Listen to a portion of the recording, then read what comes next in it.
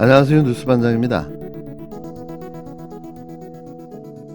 제가 이 사안에 대해서는 언론 보도가 일 있고 이틀 사이에 100몇 건이 쏟아져 나왔더라고요. 네. 그래서 그 언론 보도는 천편일률이었어요.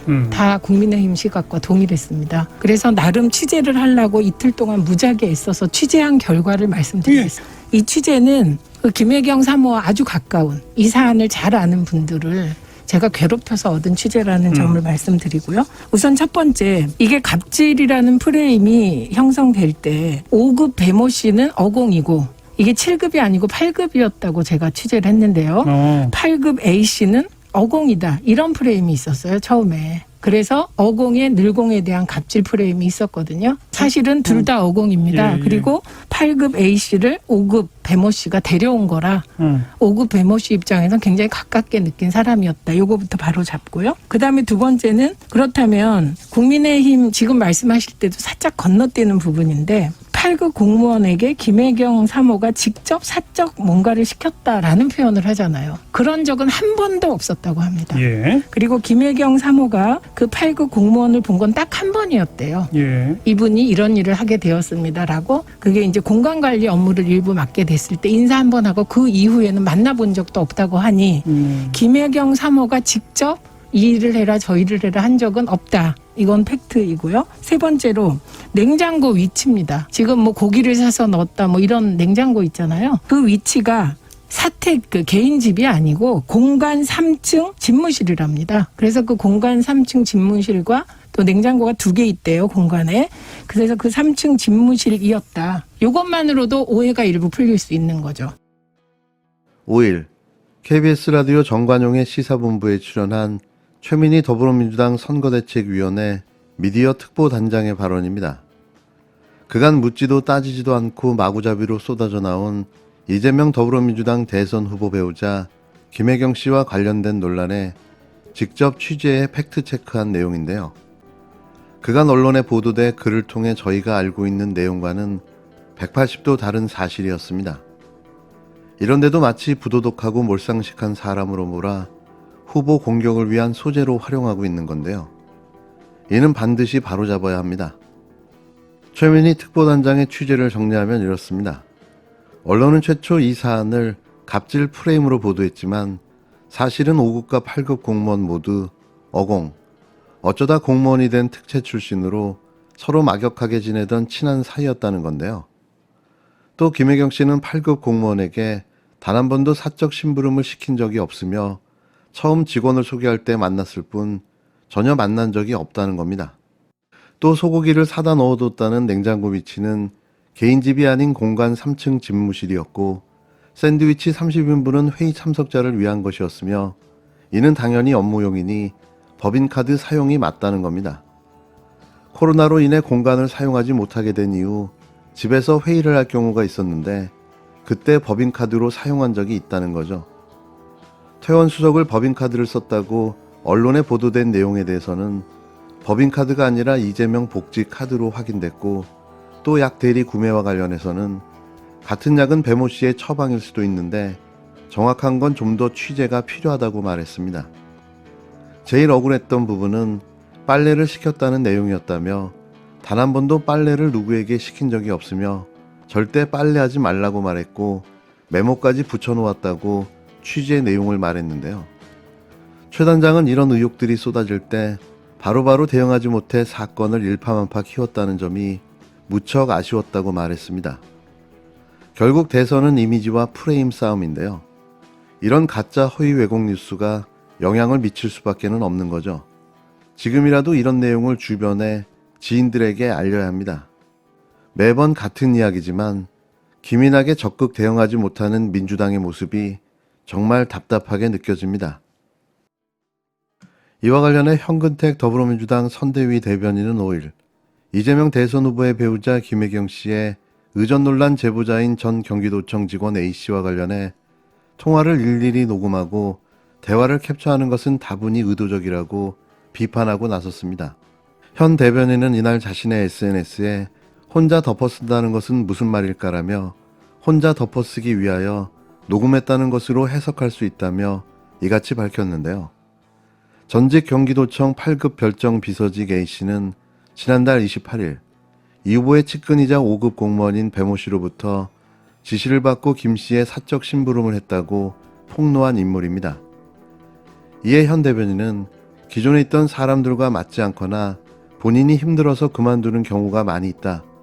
당시 배 씨의 지시에 문제가 있었다고 생각된다면 그만두면 되는 것이었다라며 스스로 폭로하기 위해 녹음을 했다는 것을 인정한 것과 같다고 설명했는데요. 현 대변인은 또 A씨 측근이 중앙일보와의 인터뷰를 했는데 경제적인 어려움이 있고 누구도 믿을 수 없는 상황이라 후원 계좌를 만들었다고 한다며 공익제보자를 자처하는 분이 후원 계좌를 만든 것을 어떻게 봐야 할까? 돈 때문에 폭로한 것이 아니냐는 오해를 받을 수 있다고 지적했습니다. 이어 A씨는 측근 인터뷰에서 A씨가 목소리가 공개돼 위협을 느끼고 극단적 선택을 하고 싶다고 말했다고 전한 것을 거론하며 이 후보와 관련된 사람들이 극단적 선택을 하고 있다는 것을 연상시키기 위한 것으로 보이지만 대단히 부적절한 발언이라고 비판했는데요. 그러면서 목소리를 공개한 것은 가로세로 연구소로 알고 있고 사전에 가세연과 어떤 이야기가 있었는지 알지 못한다며 문제를 일으킨 가세연에 항의하거나 법적 조치를 하면 되는 것이지 극단적 선택을 언급할 필요가 없을 것이라고 강조했습니다.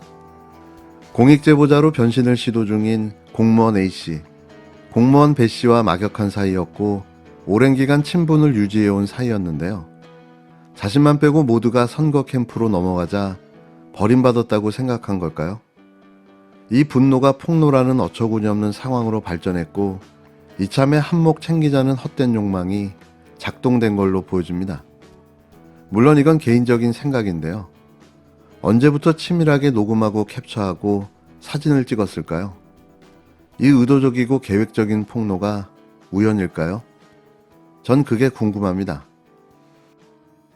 오는 8일로 예고됐던 여야 대선 후보 4명의 두 번째 TV 토론이 무산됐습니다.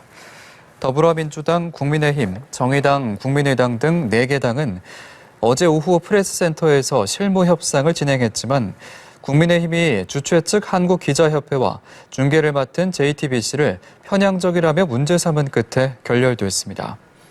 국민의힘은 논평에서 이번 토론회는 공정성이 담보되지 않는다며 의제와 사회자 등을 4개 당이 정하고 중계도 종합편성 채널 4곳이 함께 해야 한다고 주장했습니다. 더불어민주당은 논평을 내고 국민의힘의 억지 주장에 토론이 무산됐다며 처음부터 토론할 의사가 없었던 것이라고 비난했습니다. 오는 8일로 합의됐던 여야 대선 주자 4인의 두 번째 TV 토론이 갑작스럽게 국힘당의 일방적 취소로 불발됐습니다. 당초 토론에 참석 입장을 밝혔던 국힘당이 5일 실무 룰 협상에서 토론회를 주관하는 한국기자협회와 생중계를 맡은 JTBC의 정치적 편향성을 비판하고 나서면서인데요. 다른 여야 3당은 국힘당의 요구사항이 대부분 수용되자 또 다른 조건을 내세우는 방식으로 결국 무산시켰다고 맹비난했습니다. 앞서 여야 4당 후보 측이 모두 참가 입장을 밝힌 토론회는 한국기자협회 결정에 따라 당초 JTBC가 독점 중계와 사회권을 가지는 방안으로 추진됐는데요.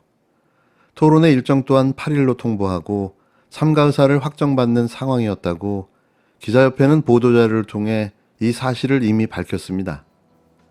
이에 각 당 실무협상단과 기자협회, JTBC 측이 이날 오후 광화문 프레스센터에 있는 기자협회 사무실에 모여 3시간 가까이 협상을 벌였는데요.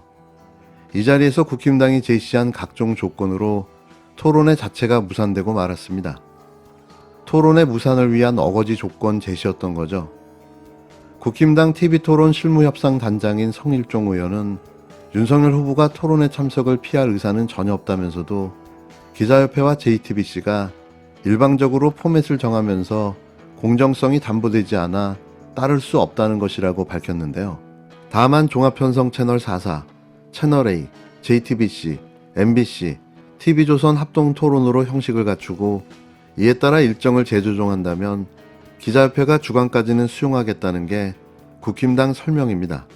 하지만 이날 회의에 참석했던 다른 참석자들의 이야기는 다른데요.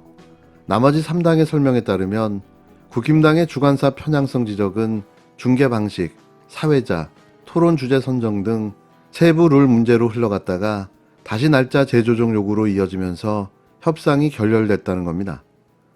이 과정에서 국힘당은 윤석열 후보의 건강 문제까지 거론했다고 밝혔는데요.